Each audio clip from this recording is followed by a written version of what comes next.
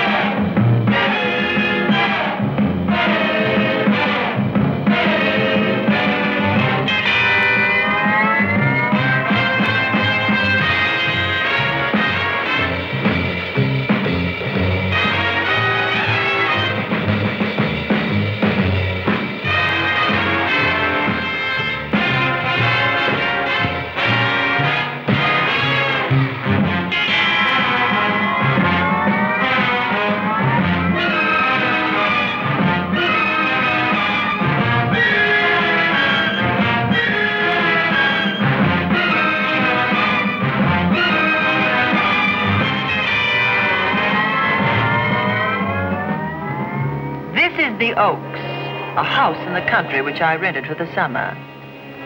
As an author, I write tales of mystery and murder. But the things that happened in this house were far more fantastic than any story I've ever had published.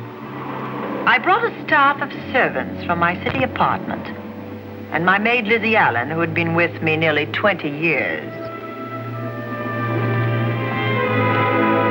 Lizzie? Yes, Miss Cornelia. Is the car ready? It's at the door. Look, Miss Cornelia, them servants you brought from the apartment are talking about walking out on us.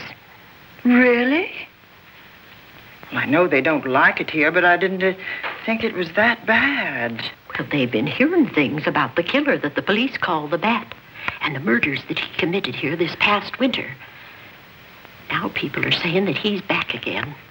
Well, how can they be sure of that? Has he committed another crime? No, not yet, but that ain't saying that he won't. Here's something else. You've heard about the bats they have here. Animal bats, the kind that fly. Yes, yes. Look what it says in this magazine. This is a report from the State Health Department, and it says some of them bats is rabid. Well. And that ain't all. Now there's a rumor going around that it was the bat himself, the killer, I mean, that released the rabid bats in this neighborhood. Oh, that's ridiculous. Well, the housekeeper, the cook, the butler, and the upstairs maid don't think so. Well, I can't help but they think. If hysterical nonsense like that can scare them out of their good jobs, it's their loss, not mine. Come on, Lizzie, I've got to get to the bank.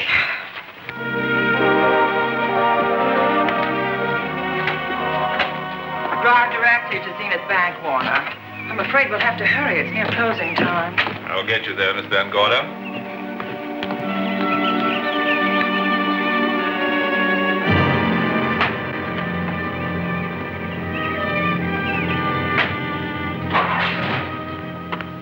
Thanks again. Miss Van Gorder. How do you do, Mr. Berry? How are you? I'm very well, thank you. You remember Lizzie Allen? Of course. Hello, Miss Allen. How do you do? So you're spending the summer with us again? Yes, yes. I've leased the Oaks, the home of your bank president, John Fleming. I heard you had. I was surprised. Why? Is there something the matter with it? No. I was surprised because Mr. Fleming said he would never rent it. Oh? Well, I rented it from his nephew, Mark Fleming, who has the real estate office here. He said his uncle would be gone the entire summer. Well, that's right. Mr. Fleming's in the North Woods now with his physician, Dr. Wells. Oh, pardon me. Dale, I want you to meet my wife. We were married at Christmas time. That must have been nice. Believe me, it was. Oh, here she is. Oh, dear. My How wife, do you Miss Van Gorder, Miss Allen. How do you do, Mrs. How do you Bailey? do? Cornelia Van Gorder. Yes. Oh, well, I've read every murder mystery you've ever written. I just adored that weird one, The Private Morgue of Dr. X, even though it gave me the shivers. Only the shivers? Scared hell out of me. Oh. Well, I really mean that Miss Corney killed them off in that one. When you refer to my books, please don't call me Miss Corney. Pardon me, Mr. Bailey. Mr. Hines is here to see you. Oh, yes. Excuse me, please. Don't be strangers now. No, Oh, no, I we should won't. say not. Oh, so you're a bride. Well, not quite. Not since Christmas. No, I'm sure I've seen you. Well, I used to be my husband's secretary here in the bank. Of course I remember. May I welcome our most distinguished visitor back to Zenith? Oh, that's very charming, but,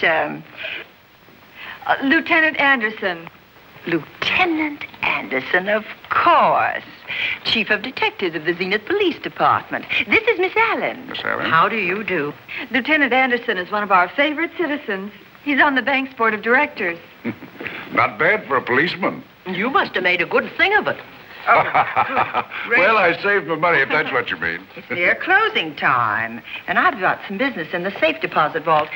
Please come and see me, Mrs. Bailey. Oh, I'd love to. And you, Lieutenant. Thank you. Goodbye. Goodbye. Nice to meet you. My, what a charming woman.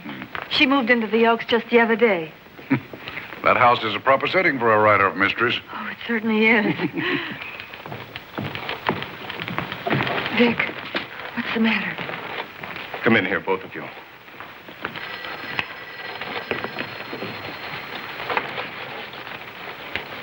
Andy, we're in trouble. Wendell Hines came in to pick up $350,000 worth of bonds that we were holding as collateral for a loan. They were kept in our special vault. Mr. Fleming and I are the only officers of the bank who have access to that vault. So? The Hines bonds are gone. That's not all.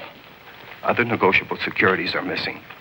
From what I can gather, short of a careful check, the bank has been looted of over $1 million worth of securities.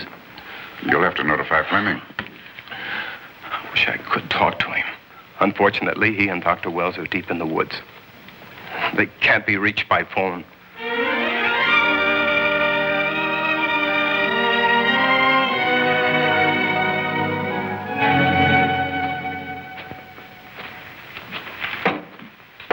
What is it?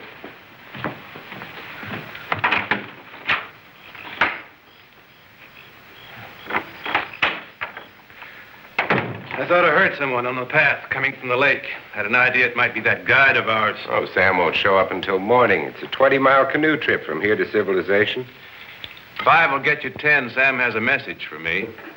I thought you told him at the bank not to bother you. I did, but they'll bother me. Doctor, Yes, John. what would you do for $500,000? Anything short of murder. Why not murder? Too messy. Too great a risk? For $500,000? Yes. I pinched $1 million from the bank. Oh, I'm not kidding. I embezzled it. Not that I think you wouldn't do it if you thought you could get away with it. I got away with it. I'm not talking about currency. I took negotiable securities that could be converted into cash. I have the cash. In 10s, 20s, and 100s. Well, I'm your doctor, not your lawyer. Why tell me this? You'll find out why. Who's going to take the blame for the robbery? Bailey, the cashier. They'll never suspect me. I like Bailey. Well, so do I. I love the guy. I gave him his first chance. He has a lovely little wife. Charming girl. Was the best man. Where's the million? In my family's tomb in Zenith. In the crypt with my father's casket. I don't buy that, John. No? No. You forget that I had you in charge when you were a very sick man. When you raved in delirium. And I heard you talk about a hidden room. Now, where else could you put a hidden room except in that mansion you built? That white elephant you call the Oaks. Look, everyone knows I have a bad heart. Now, who would doubt it if you wired the bank directors that my heart had failed? That I had fallen from a great height here in the woods. And that I was badly smashed up. You could ship the body back for burial and instruct them not to open the casket due to the condition of its contents.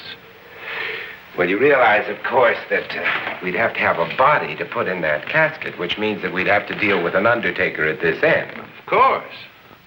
Well, where do we get a body? Couldn't we provide one of our own? How about Sam? Sam, our guide? Sam weighs about as much as I do. He's practically a hermit. He wouldn't be missed for a long time. The local undertaker would know him. Not if we made him look as if he'd been in a serious accident.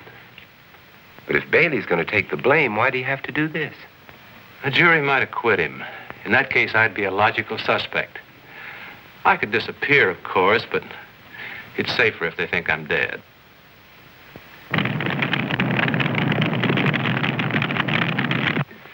What if I don't go for this deal? In that case, it would be too bad.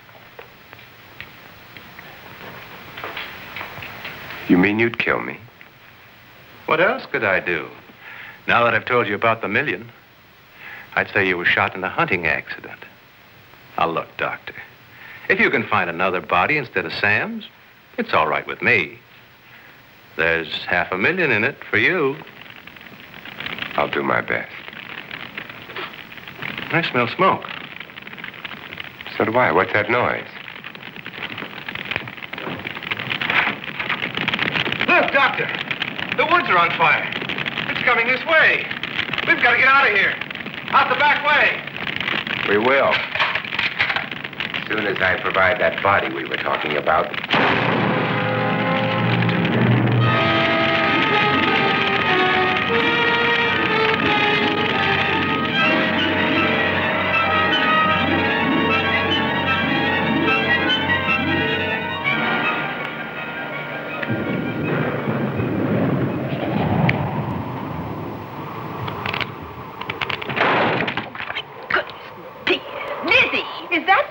Yes, Miss Cornelia. There's a storm coming up, and it's gonna be a snorter. The wind nearly blew the door off its hinges. Well, that noise blew my game higher than a kite. I think I've lost some of the car. Oh, I'll get them for you. Oh, I see you found the paper. Drat that paper boy. Scooting by on his bicycle, just chucked it into a clump of bushes and let it go at that. For land's sake, Mr. Vic Bailey's been arrested. Oh? I think. Victor Bailey, vice president and cashier of the Zenith Bank, was arraigned before United States Commissioner Alvin Fielding, charged with the embezzlement of over $1 million. I can't believe Vic Bailey had anything to do with that robbery.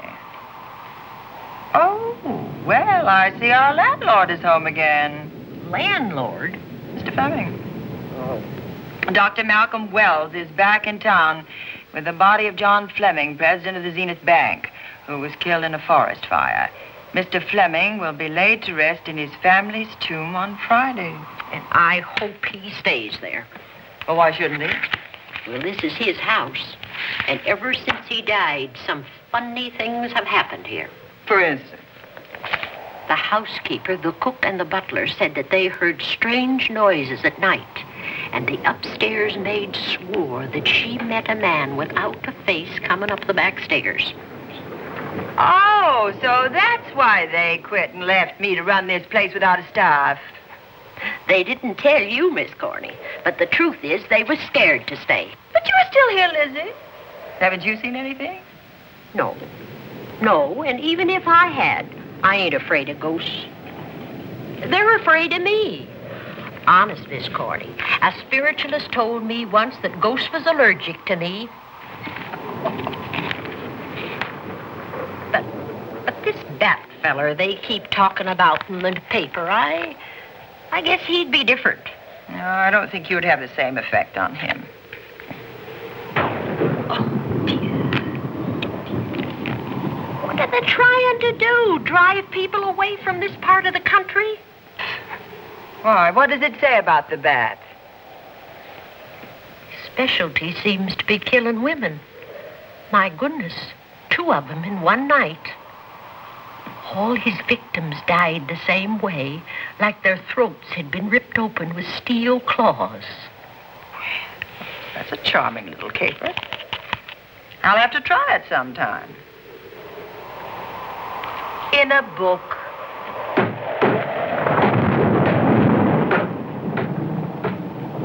That ain't nothing, just something bumping against the house.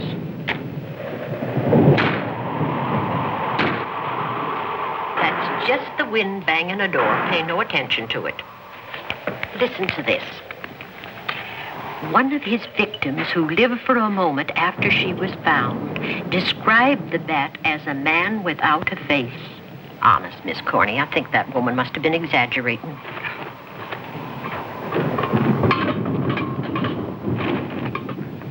That's just that heavy tapestry at the top of the stairs. I know. I've heard it before on a windy night. That sounds as if there was someone on the stairs. I know there isn't. At least there shouldn't be. There ain't. Them's just the noises you hear in any old house on a windy night. It says here that the Bat never leaves no fingerprints. That's understandable. Having no face, he probably has no fingers either. Lizzie!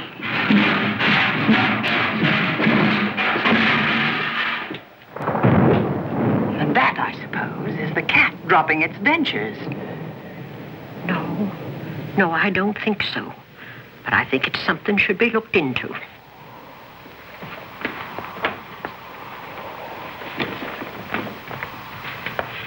Now, who chucked him down here? The wind, I hope. There must be a window open up there. No, Lizzie. Let him lay. Let him sleep it off. I hope the power lines don't go down, put the lights out. Now, we'll check the windows in the living room and draw the curtains, and then we'll go to bed. Yes, ma'am.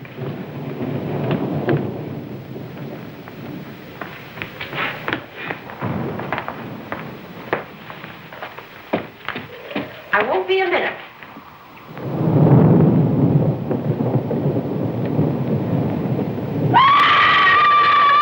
Corey! Oh! What's that? Oh, when I went to get the tape, I turned the latch off. I forgot to turn it on again. He's out there. He was coming in. He might have got you. Oh, but he didn't, and he's still out there, thanks to you. Now, you hurry now, and we'll call the police. No, I won't leave you, Miss Corney. Are you okay? Yes, ma'am, I'm okay. Okay.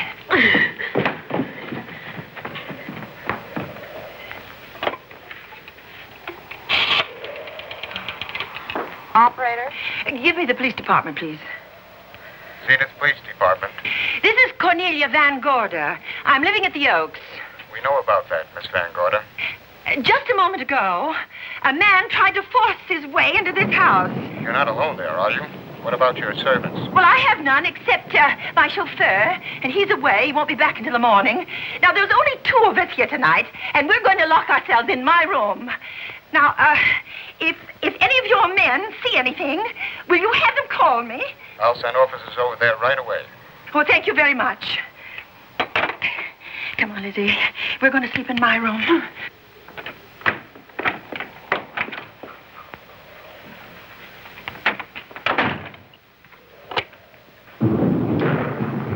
Well, nothing can get at us in this room now. I think this door seems good and solid.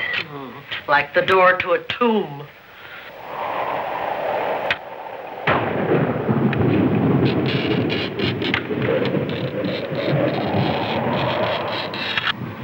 I think that couch will be comfortable. There's some extra bedding, you know. Yes, please.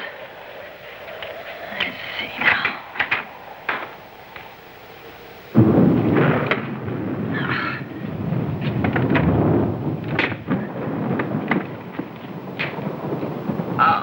Huh? No bolt. Well, that's not so good.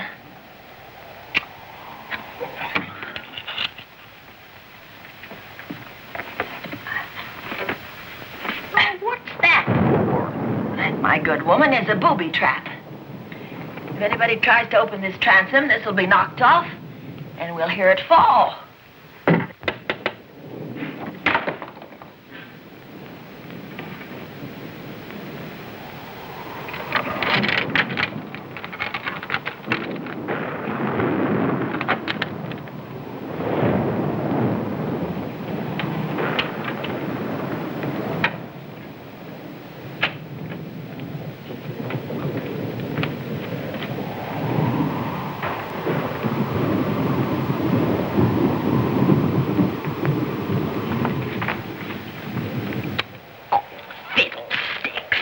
I forgot my night things, my robe, my gown, and my slippers. I'll go get them now. Now, wait a minute, Lizzie. I'll go with you. Now, don't you bother, Miss Cornelia. My room's just down the hall. Lizzie, I told you to wait. It's all right. I'll only be a second. Get in here. Get in here.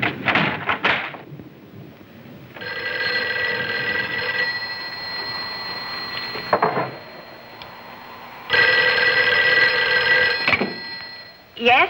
Miss Van Gorder? Yes? Zenith Police Department. There's a police car just outside your house, and the officers in it have reported that there's no sign of a prowler anywhere on the grounds. Oh, the man's inside now. He's in the hall, just outside my bedroom. Have your men break through the kitchen door and search this place from top to bottom. Okay, Miss Van Gorder. Sit tight. I will. I have a gun, and I know how to use it.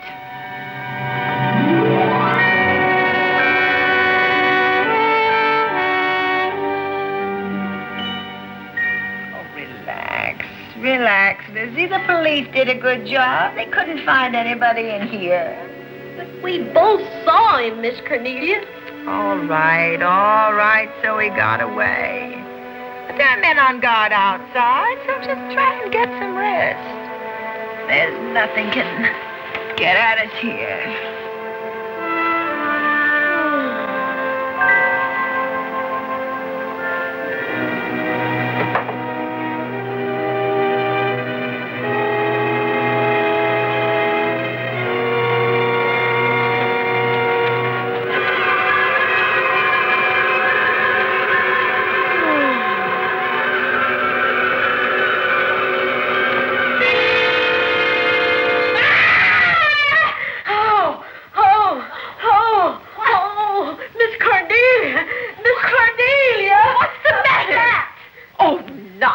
You've had a nightmare. Maybe I did. But there was a bat in it, and it bit me. It flew in that closet. Oh, good gracious, Lizzie, you're right. Oh.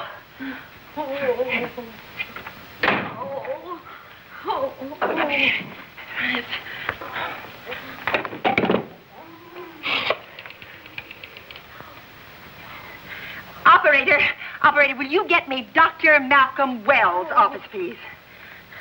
No, I don't know know his number, and I have no phone book up here, but this is an emergency. Will you connect me with his office, please? Oh, dear, I'm going to get the rabies. Hello? Hello?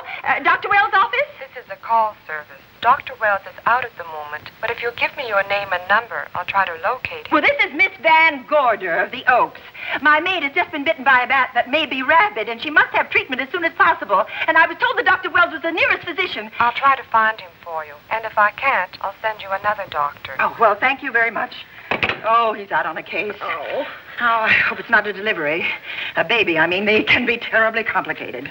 It never bothered me none. Oh, Lizzie, you never had a baby. Of course I didn't. That's why they never bothered me. Oh, does it hurt, huh? Little.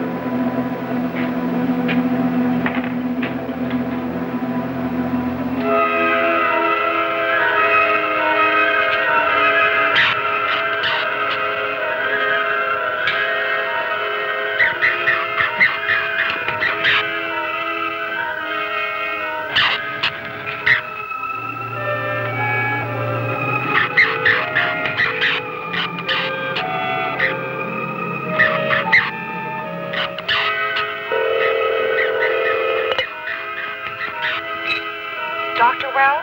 Are you there, Dr. Wells? Are you there, Dr. Wells? This is the operator. Your call service is on the wire. It's an emergency. This is Dr. Wells. This is your call service, Doctor. Oh, hello. I was just doing an experiment. I left the receiver off.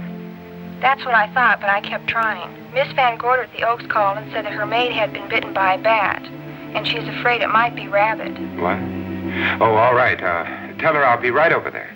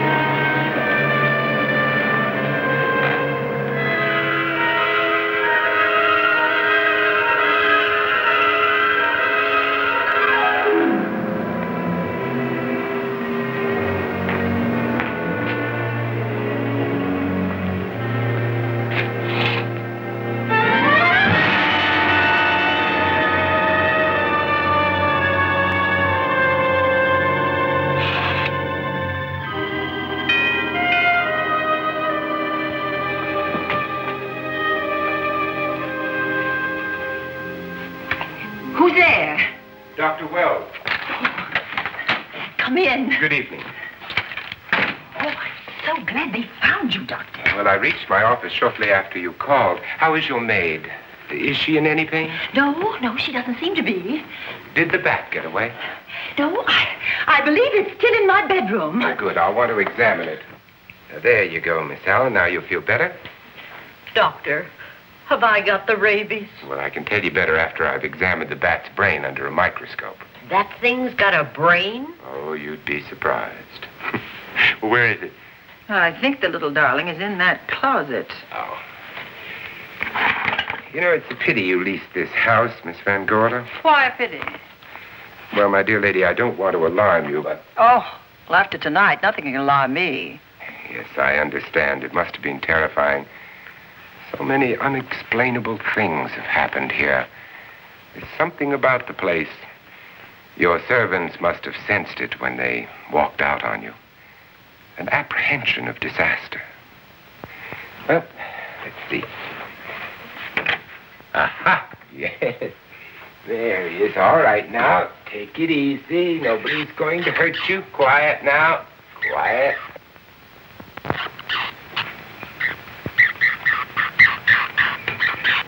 And he looks quite normal. Doesn't seem to be sick at all. Oh, ain't that nice? I've been worried about him. Well, you should be. From his appearance, I'd say that he doesn't have any infection. In which case, you've had a narrow escape. Now, you take one of those tablets I left for you, and I'll guarantee you a good night. And I'll drop in on you tomorrow. Oh, thanks for everything, Doctor. Now, don't worry, I can find my way out. Oh, I know you can, but do let me help you. Oh, don't forget that once I'm gone, you'll have to climb those stairs alone. Oh, I'm all right. I'm armed now. Can you shoot one of those things without shutting your eyes? Oh, Doctor, there are guns in every book I've ever written. I don't write about things I'm unfamiliar with. Lock the door, Lizzie. Good night. Yes, ma'am. Good night, Doctor. Accident? No, the wind blew him down. Oh. I think. Oh. Did you know that young Mark Fleming leased you this house without notifying his uncle? No, I didn't. Well, it doesn't matter now. John Fleming is dead and Mark's his heir. But if John were alive, he would warn you to leave here, Miss Van Gorder. Really? Yes. It's been a tragic place for anyone who ever lived in it. Well, good night. Good night, Doctor. Who's out there? Nobody you need worry about, Doctor. Oh, it's Andy. That's right. Oh, good evening, Miss Van Gorder. Good evening, Lieutenant. Somebody sick here? My maid was bitten by a bat. Oh? A rabid bat? Well, I'll know for sure when I get to my lab. I caught the bat. It happened indoors? In my bedroom. How'd it get in? Well, there are many ways a bat could get in a house. You ought to know. I spotted this hole in the window the minute I got here. What? That's where the two-legged bat got your door open. Miss Van Gorder told me that she phoned headquarters at Zenith. Yes, I phoned twice. The second time was after the prowler got in the house. Weren't you at headquarters, Andy? No, but they contacted me. An officer came and searched the house from top to bottom, but they couldn't find the bat. You better have this window fixed tomorrow. Oh, yes, I certainly shall. Yes, I'd better be going. I'm due in surgery at 8 o'clock in the morning. Good night. Good night, Doctor. There'll be a man patrolling the grounds all night, Miss Van Gorder. Thank you. And nobody inside, Andy? Why should there be? Well, how do you know but what the bat is hiding somewhere in the house? I'm quite sure he isn't in the house, Doctor. Not now. Good night. Good night.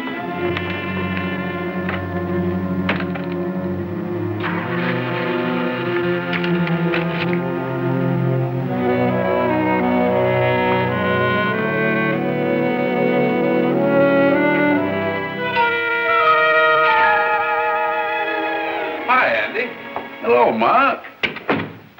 Well, congratulations. Real estate business must be picking up. New office, new furniture. New deal. How do you like it? Looks expensive. Are you squandering your inheritance? Oh, I haven't got it yet. Well, the paper says John Fleming left his entire fortune to you. Funny thing about that entire fortune is that we can't find it. No kidding. Oh, all Uncle John had in his bank account was a couple of $100. And his safe deposit box was empty. If we don't find that missing million, mine will be empty, too. How come? Well, all my savings were invested in Zenith Bank stock. The examiners won't certify the bank is solvent until those stolen securities are found. So the stockholders have voted an assessment that will wipe some of us out. It's a since those securities have been converted into cash. And if I can't find that cash, I'm sunk. Well, where are you going to look for it, Andy? Here in Zenith. Your uncle wouldn't take $1 million on a hunting trip, would he? You suspect Uncle John? Why, Andy, he phoned to the Zenith Bank. That'd be like robbing the family tomb. You think he wouldn't? Well, besides, Vic Bailey's fingerprints are all over the vault. Now, they didn't find any of Uncle John's fingerprints. Because he wiped them off. Can the defense prove that? They'll try to. Judy Hollander, Bailey's secretary, is a defense witness. And they believe her testimony will have a powerful effect on the jury. Oh, well, she has a powerful effect on me. Judy's a doll. Here's the book you mentioned, Judy. Your newest one. Yes, it's just been published. You can have that copy if you wish. Oh, it's the first edition and you've signed it. Yes, of course. Thank you so much. May I serve tea now, Miss Van Gorder? Yes, please do, Warner. Thank you. Well, I see you've engaged new servants. Yes, of course. Well, how did you persuade them to live in this house? Well, Jane Patterson, my new housekeeper, knows this house better than you do, Doctor. Oh? She worked for John Fleming. And Warner was my chauffeur. Chauffeur turned butler? Incredible. He can play any part at a moment's notice. Did you get a plumber, Warner? No, we can't get a plumber for 3 days, madam. What about that leaking pipe? The basement will be flooded in 3 days. Well, the pipe is no longer leaking. You mean it's dried up of its own accord? No, not quite. I packed the elbow where the water was coming out. Packed the elbow? Well, where did you learn how to do that? Well, into each life, a little rain must fall, and a careful man learns to keep himself dry. Now, is there anything else that you require, Miss Van Gorder? No, not at the moment, Warner. Thank you, madam. Now, there's a character. How long did you say that he worked for you as chauffeur? About 3 months. Well, I hope he doesn't have a police record. My dear Dale, it may interest you to know that the last night of his life, John Fleming told me that he loved your husband like a son.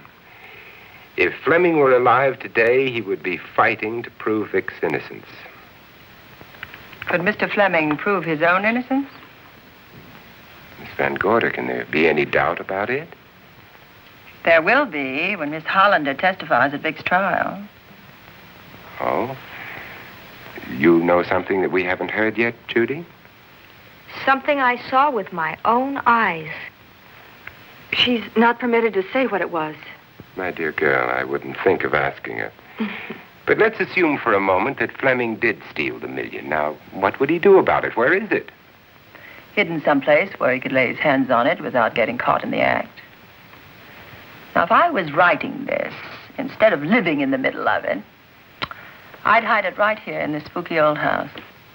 Under a loose floorboard or up a chimney?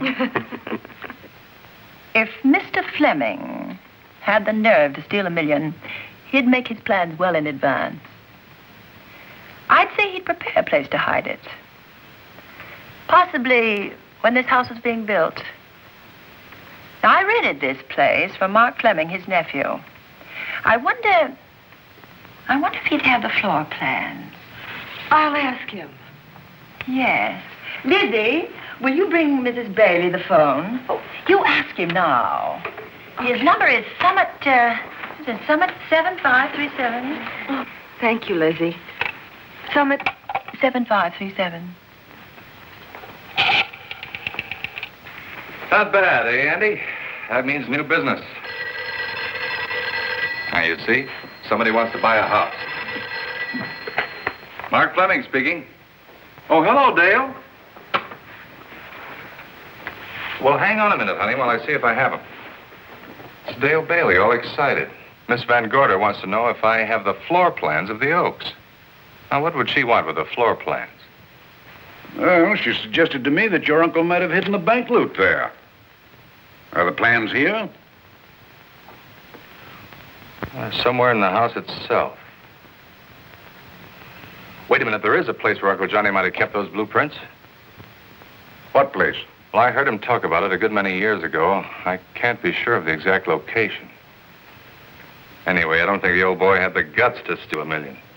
But if I find those plans, I'll let you know, Andy. Hello, Dale. Look, honey, I haven't seen those plans since I was a kid, but I'll come over tonight and maybe we can find them. Thank you, Mark. We'll expect you. He seems to think they're here in the house somewhere. coming over tonight. Well, that's good. Dale and Judy are my house guests for the weekend. Would you like to have dinner with us tonight? Oh, no, thank you. I couldn't. I still have a few calls to make. You know, if Judy's testimony is going to clear Vic Bailey and implicate John Fleming, others may get the idea that there's buried treasure in this house. Don't even mention your testimony until you're actually on the stand. Oh, I won't. That's a smart girl, Judy, and a very lovely girl. Well, good afternoon, ladies. Goodbye, Doctor. Dr. Willis. Come on, girls, let's go.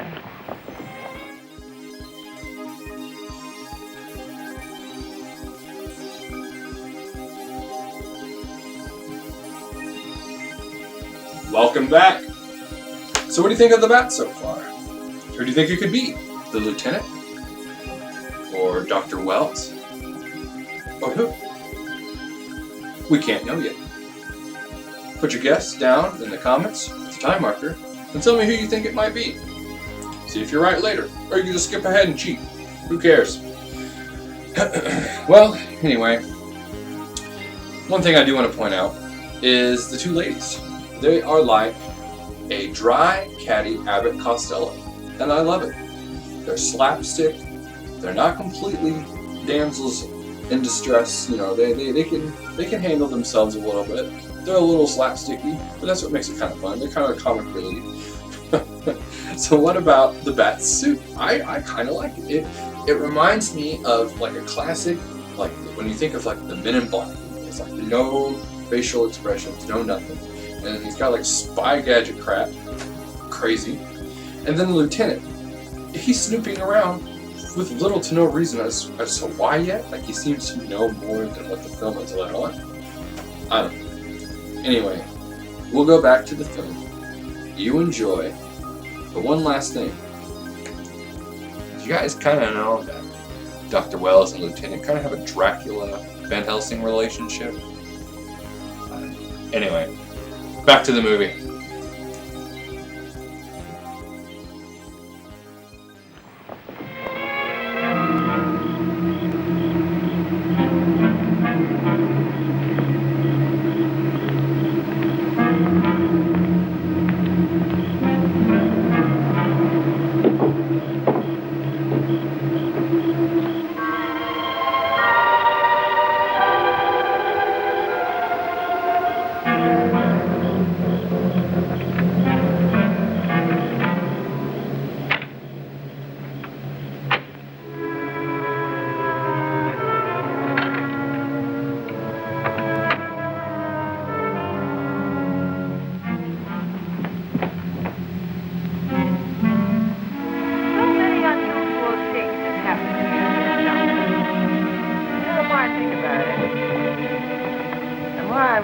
I should be putting them down on paper. Weren't you your husband's secretary, Dale? Yes, I was. You take shorthand? Mm-hmm. Well, my dear, if you'd like to have your mind occupied, I want you to work with me while I write the story of this fantastic criminal, the Bat.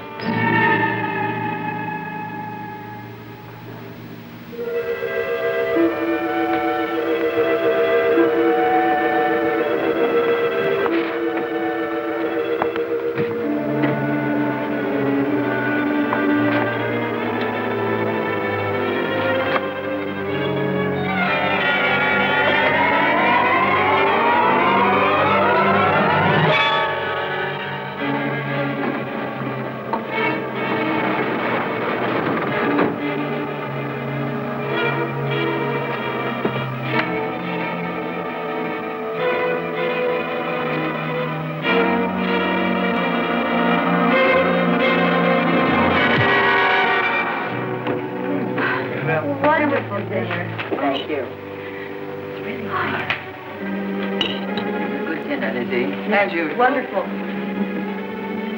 Oh, what a lovely piece of silver. It's an original, isn't it? Yes, they still use them in England for a day's breakfast. I've got water in the bottom. Should keep us hot, your sausages, your scrambled eggs. Interesting. It's very useful, really.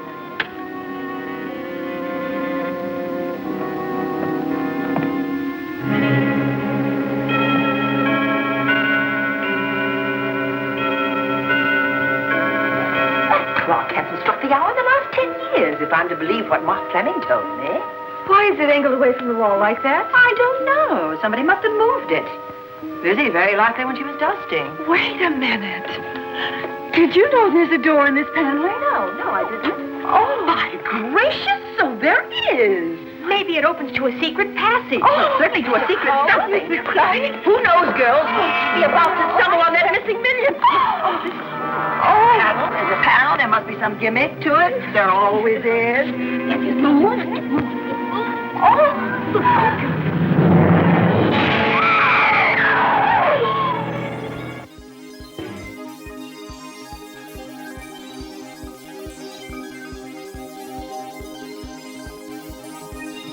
Sorry to interrupt real quick, but that last shot just showed us a few things. One, Mr. Fleming is not the Bat. And why was Mr. Fleming looking for these hiding places without acknowledging anyone else that he was arrived yet? Is he in on it? Was he in on it? And how does the Bat know he was going to be there? Is he associated with Mr. Fleming closely? Or is the Bat that much of a lurker? Let's find out.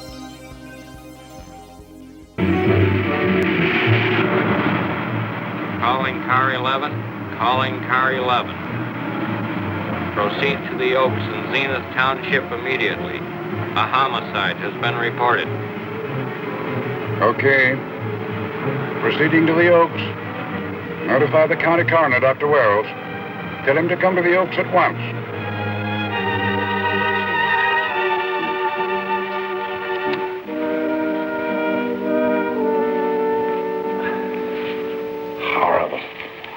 His throat has been torn by some creature with fangs or claws. That's his sign. We found it on the others he killed. I'd hoped those reports that he was up to his old tricks again were pure imagination, but apparently they're based on fact. He's come back. Back to the scene of his kills. Yes, that's who I mean. That's who did this. The Bat. Who found Mark? We all did. And it's Dale and Judy and I. Lizzie was in the dining room. This is my new housekeeper, Jane Patterson. You know, she worked for John Fleming. I know her. Where were you, Mrs. Patterson? In the kitchen, cleaning up. I cooked the dinner tonight. Did you know that the secret closet was here? No. It was behind the grandfather's clock. Well, it was I who found it, really. Noticed the clock had been moved and the door wasn't quite closed. I'll get it.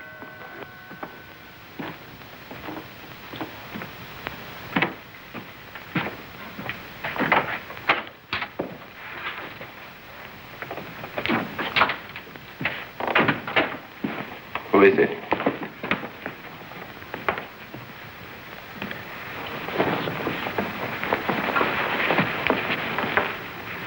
Mark Fleming. As coroner, you saw the same wounds on the others. How long's he been dead? Oh, I'd say about a half an hour. Do you believe it was the Bat? That's a Bat's trademark. Perhaps he's still in the house. That's possible. Why should he be? Because he's looking for something, and like you, he believes it's here. And he's a persistent killer. I would advise you to get out of this house as quickly as possible, notwithstanding our expert police protection. Have you called the morgue? They're on their way here. Oh, good. I want to examine the body before they get here. May we take it into another room? Yes, to the sunroom in the back. Thank you. Give me a hand. Excuse me.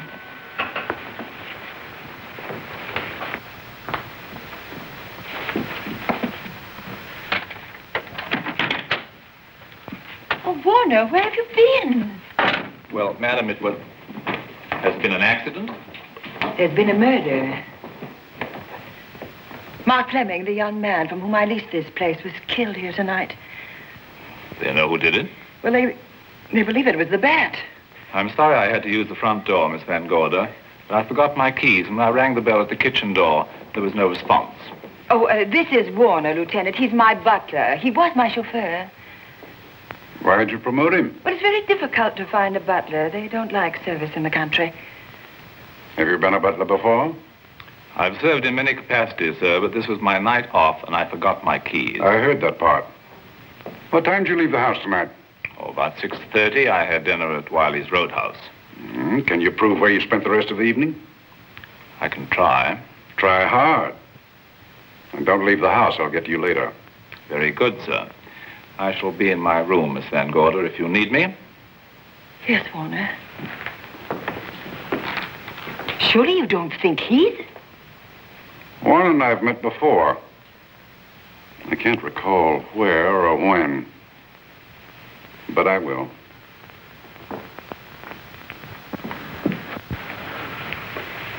There'll be a crew here shortly from headquarters, dusting for fingerprints, taking photographs. But in the meantime, Mrs. Patterson, you aren't leaving the house tonight, are you? No, Lieutenant. Don't. I'll talk to you in the morning. Good night. Good night, sir. Good night, Miss Van Gorder. Dale, I was with Mark Fleming this afternoon when you talked to him about the floor plans of this house. I heard him tell you he was coming here tonight. Dale called him at my request. She told me he was coming. Who else heard her tell you that? Judy, Lizzie. And that nice Dr. Wells. Dr. Wells. There are a few killers who kill for the fun of it. But that very likely is a mental case, and I'm convinced that his crimes are motivated by his mania for personal gain. There's $1 million at large, and he's going to keep on hunting for it until he lays his hands on it. Now, these young ladies are staying here tonight? Yes, they're my house guests. Well, when my crew arrives, we'll be busy for a while, so I'd suggest that we go to our rooms? That's a very good idea. Come on, girls. What about a police guard for this house tonight, Lieutenant? You've got one. I'm going to cover this place tonight from the attic to the basement. If the vet makes another call, I'll have a little surprise for him. Who is he? Have you any idea?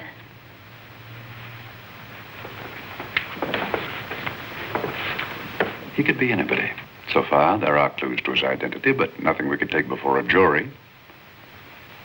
I am afraid we must look higher than the criminal world. He may be a merchant, lawyer, doctor, scientist, one of the pillars of his community. Ladies, lock your doors tonight. Stay behind them. I promise you you'll be safe. Good night. Good night, Lieutenant. Good night.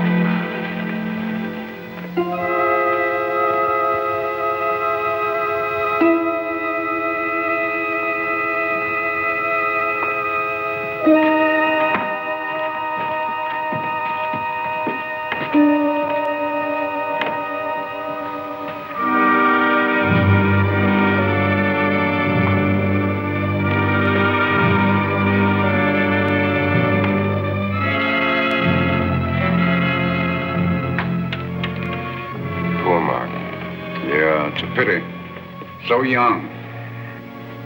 Well, Doctor, do you agree it was the bat? In my report, I shall say the death was caused by the same technique used in the other killings. A paralyzing blow to the throat, followed by severe lacerations of the jugular, resulting in excessive hemorrhage. In a layman's language, he didn't know what hit him. Oh, he knew. But he didn't have time to think about it.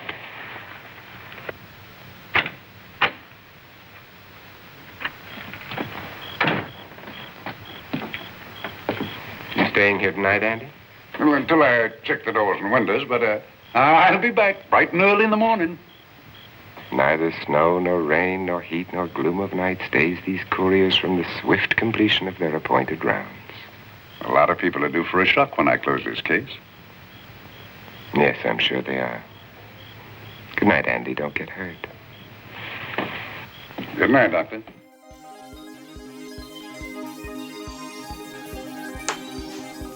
Okay, so we now know that we still don't know the bat.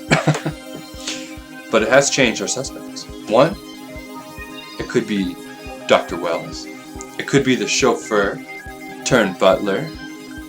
It could be maybe the lieutenant. But the lieutenant definitely has told us one thing, that the bat is definitely not a woman. So you don't need to watch them, even though it really could be, since no one's watching them. Anyway, Enjoy the rest.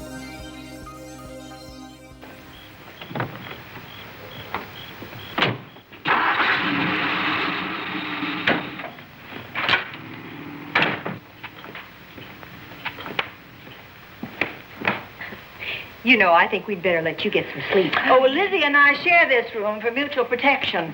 You know, one night, a storm blew the wires down, put the lights out, and I went out the next day and bought a half a dozen of these things. You better take one with you, Dale. Oh, thank you.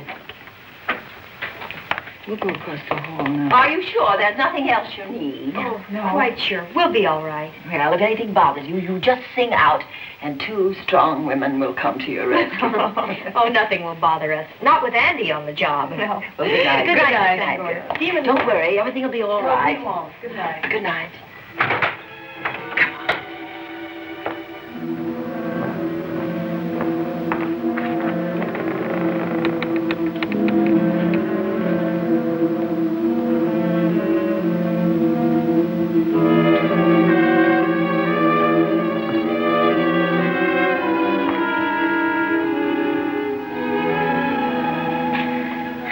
I don't think I'll sleep tonight. Me neither. All I can see is poor Mark Fleming staring at us.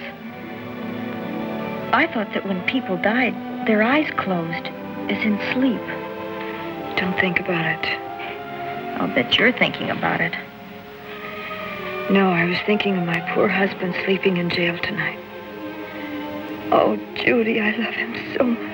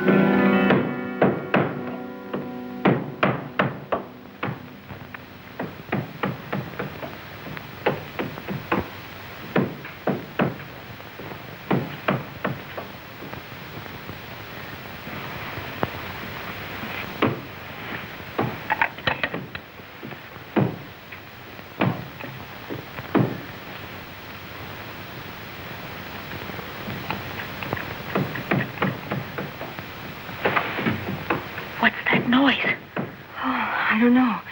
I kind of fell half asleep. For a moment, I thought it was something from a dream. It's somewhere in the house. Yes, on the floor above. Not directly over us. Probably a room overlooking the driveway.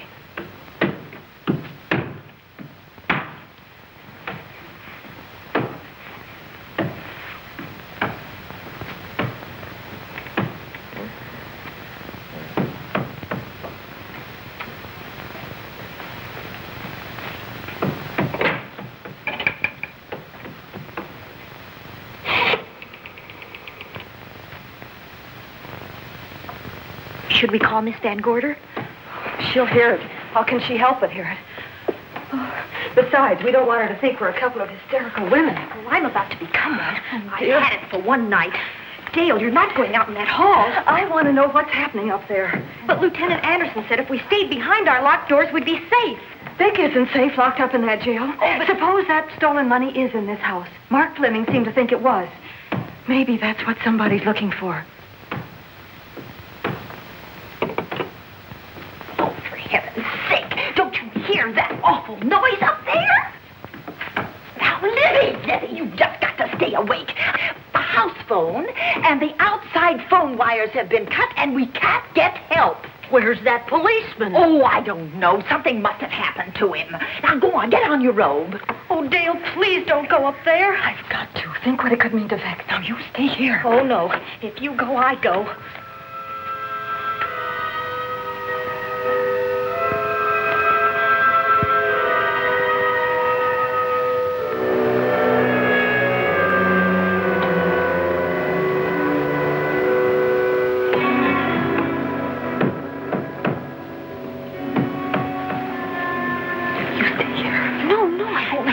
Alone. You wait here. I'm going to see what it is. Oh, please let me go with you. Judy, will you warn me if anyone comes? I'll only be a moment. Now, wait.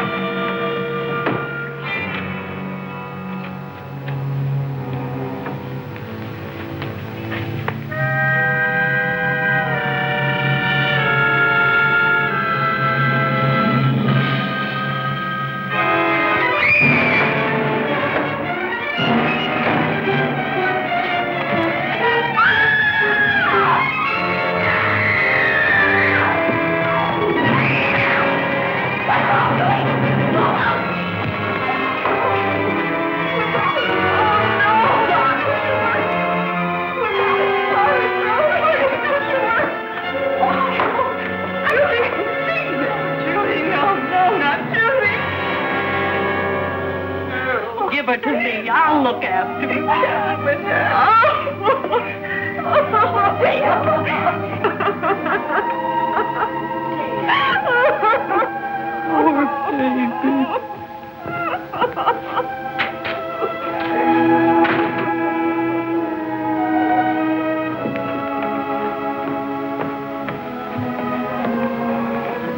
Judy.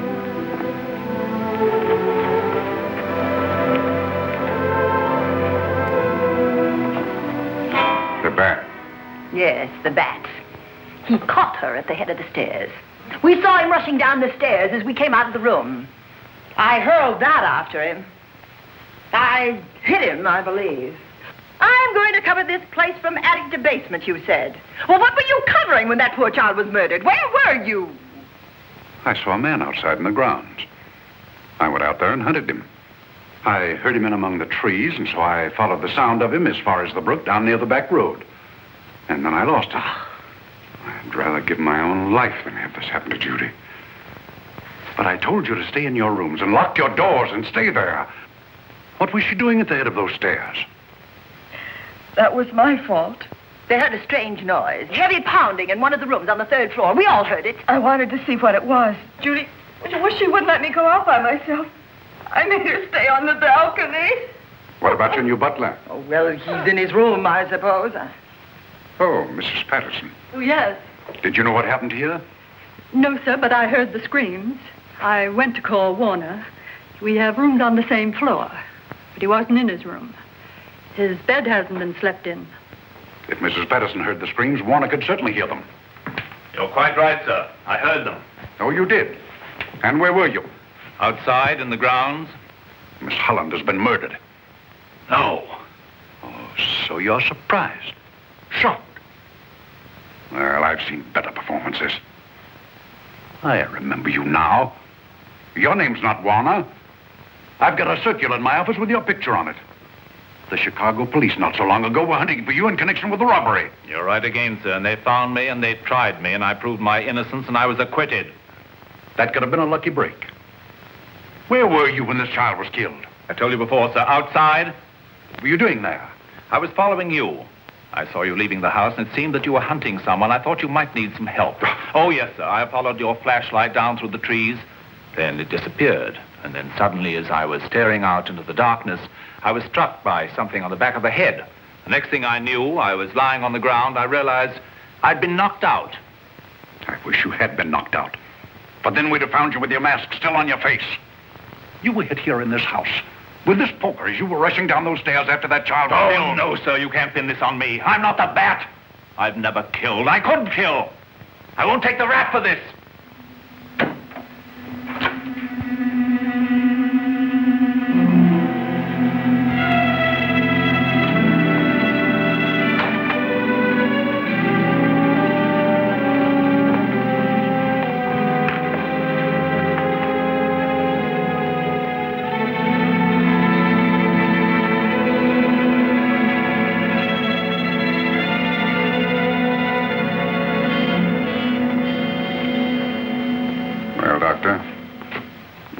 Case for the county coroner. You see, the bat came back. Why did you come back, Doctor? Well, I had an accident about a mile down the road. The right rear wheel of my car came off and I plunged into the ditch. This was the nearest house, so I came here to call for help. I thought I'd find you around, Andy. Physician, heal thyself. You must have been hit by something on the back of your head. I told you I had an accident. So you did, Doctor. So you did. I could be wrong. But maybe I'm not. We shall see. All right, dear, let's start a new chapter. For days, the murders held the headlines. Lieutenant Anderson grilled us and ransacked the house from top to bottom. Warner was not placed under arrest, but his every move was watched. At night, except for a detective on guard in the house, the police and the reporters left us alone. And on one of those nights, without telling Lizzie or anyone else, I pursued a secret investigation of my own.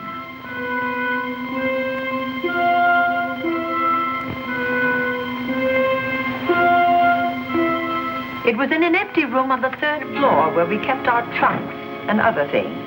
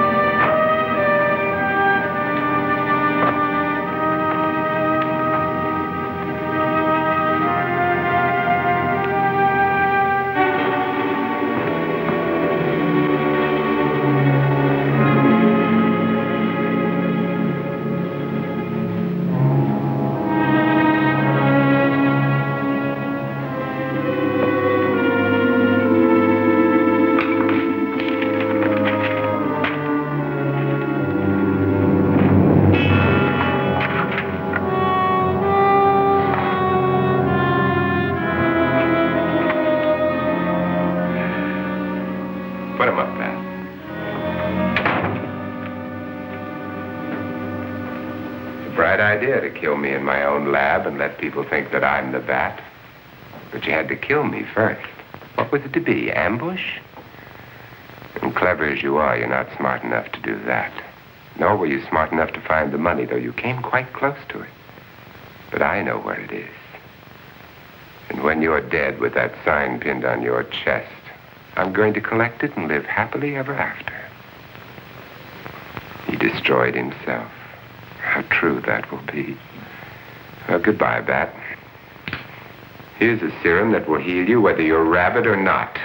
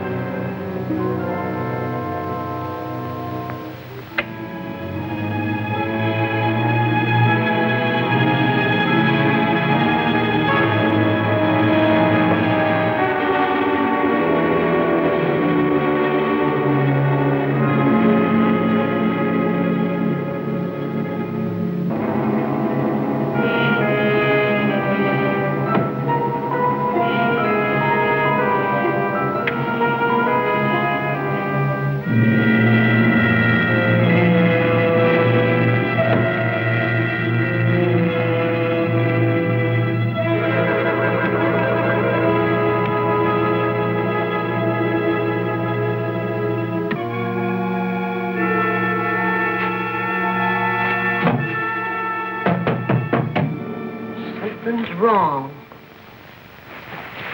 Something's wrong.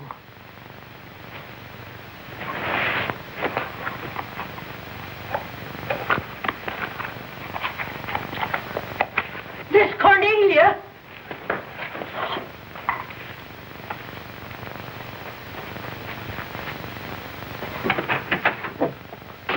Miss Cornelia!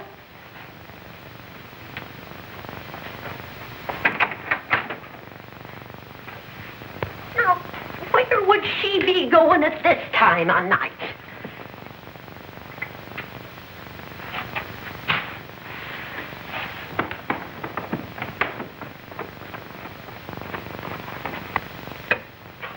Well, land's sake.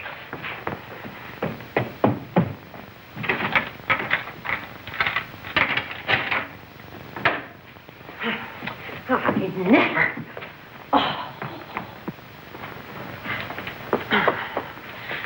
Mr. Davenport. Mr. Davenport.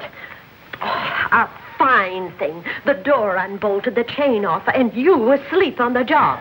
Wait till Lieutenant Anderson hears about this. Come on, wake up. What's the matter with you? I don't know. My head hurts. My whole body's numb. Here, take a sip of this. Try to snap out of it. I'll be back in a minute.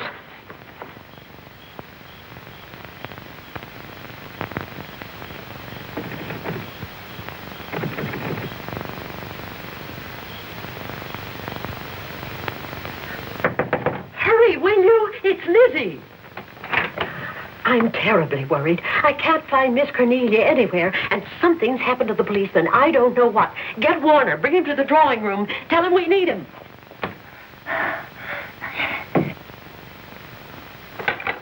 Are you all right now? Yeah, I'll be all right in a minute. I remember now. I took a drink of wine from that decanter there. Miss Van Gorder told me to help myself. She wouldn't put nothing in it? Well, somebody did. Somebody who knew I was on duty here. Then it was somebody that got Miss Van Gorder. I can't find her anywhere. Upstairs, downstairs, or in the basement. I told the housekeeper to get Warner. Lieutenant Anderson will want to know about this. Hello. Yeah, this is Davenport at the Oaks. We've got trouble here. Well, for one thing, I was drugged. Yeah. but I must have been knocked out because the maid tells me Miss Van Gorder is missing. Well, you better call Anderson and let him know. He's not at home. Well, where is he? Out on a case? What case? Dr. Wells. What else did they tell you about it? Oh, hurry, will you? We've got to find Miss Cornelia. Okay. Lieutenant Anderson is out on a case. Dr. Wells was found dead in a room next to his garage, murdered. Dr. Wells? There's something queer about the killing of Wells, but headquarters won't talk about it. Lizzie, Warner isn't in his room. There's no sign of him anywhere. And I was supposed to keep an eye on that guy. Where's Miss Cornelia? That's what I want to know. Wait a minute. Didn't you say that the chain and the bolt were off of the front door? I certainly did. Well, maybe Miss Van Gorder went outside. Oh, she never would. We better look. I can't breathe. There's no air.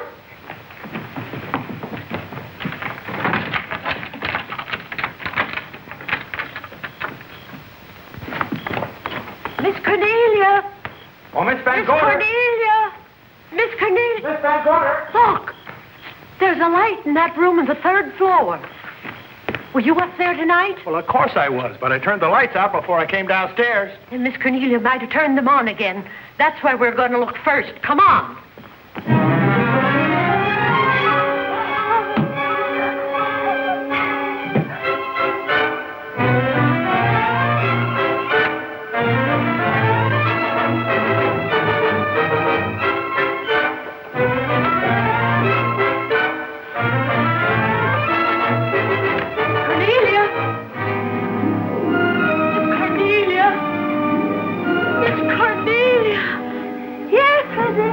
I'm here. Right here. Come to the mantel, please.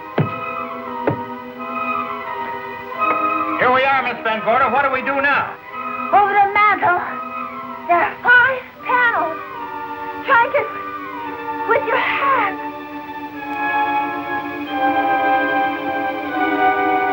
Which panel did you say, Miss Van Gorder? Oh, I can't. I understand. Miss Van Gorder, which panel? We couldn't hear you. She said strike it. What difference does it make which panel? Strike them all. Look.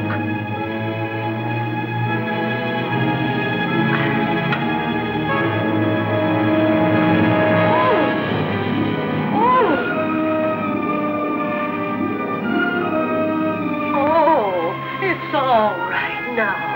It's all right, dear. Lizzie's here.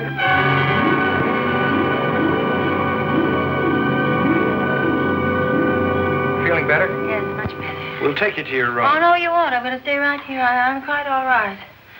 Oh, how blessed it is to breathe without an effort. You know, no one knows how sweet the air can taste until someone shuts it off for a moment.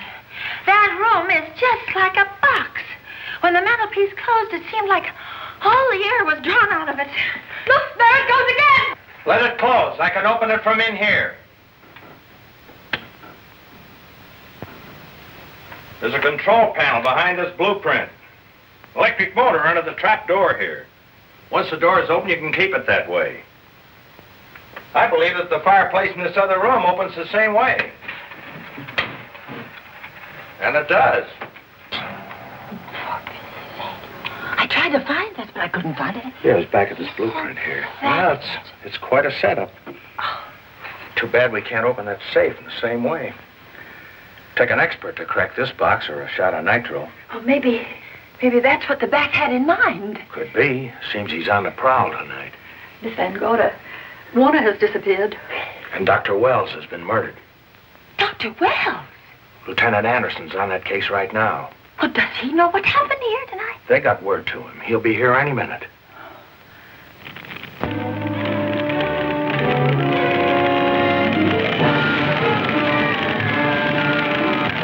What's that noise?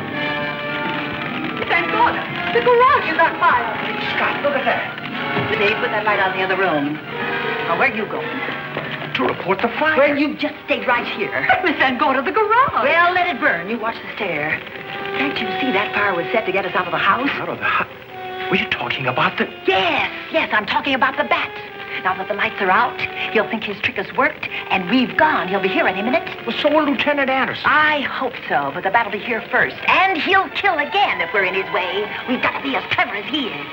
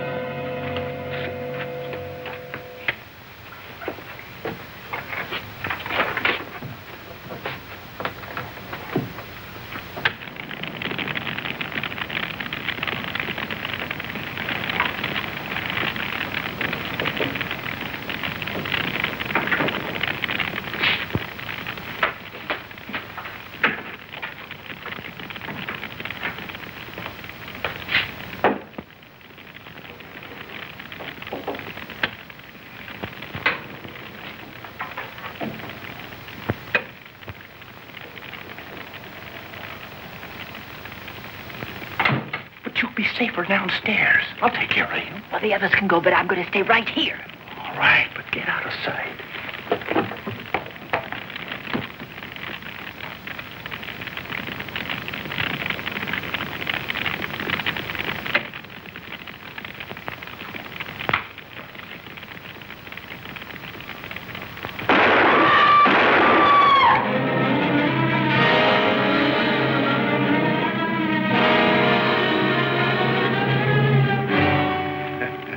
Let's face it, ladies, and get it over with.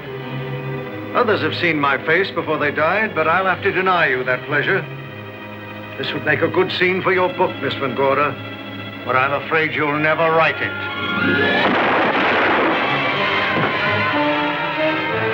That is Warner. I could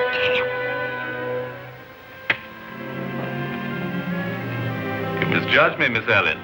Warner! I don't like being a murder suspect, Miss Van Gorder. I was headed for a plane, but halfway to the airport, I changed my mind and came back. I'm glad that I did.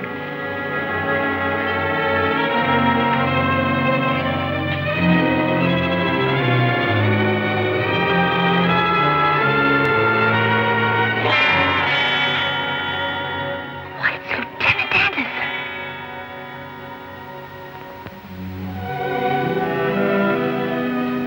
Yes, it was Anderson. He discovered the secret of the hidden room and was waiting to get into it and open up the safe. We found the money in it, a little over $1 million in tens and twenties and hundreds. Good old Andy. With all his ill-gotten gains invested in bank stock. It's rather a clever way to hide stolen money. In the open, as it were, and so respectable. But don't try it. No matter how clever you are, you can't hide murder.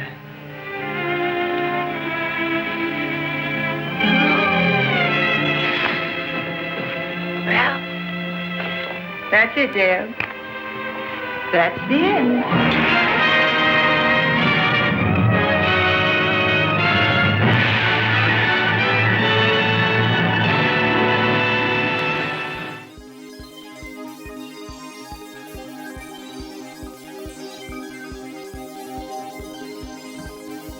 Well, I guess we know why the lieutenant knew it wasn't a woman. It's because he was the bat. And the other thing that this film really kind of made me think after watching it was where the fire sequences. Okay, there was the one at the very beginning, right, that Dr. Wells used as a cover-up for the burning of the fire that killed the fraudulent uncle of Mr. Fleming. And then there's the fire at the end with the bat. So I'm wondering that if the lieutenant and Dr. Wells weren't really in on this together from the very beginning, and that's why, what am I trying to honestly. Dr. Wells was kind of not surprised as to who was the Bat when he does get shot and killed eventually by the Bat. So maybe not. Maybe I'm reading into much of something that just isn't there, like we all do with everything. Maybe it was just purely coinky-dinky. Never explains anything and never tells us why. But that's why I'm here. What were your thoughts on the film? Did you enjoy this film? Was it an enjoyable ride? I felt it was, which is why I put it on the show.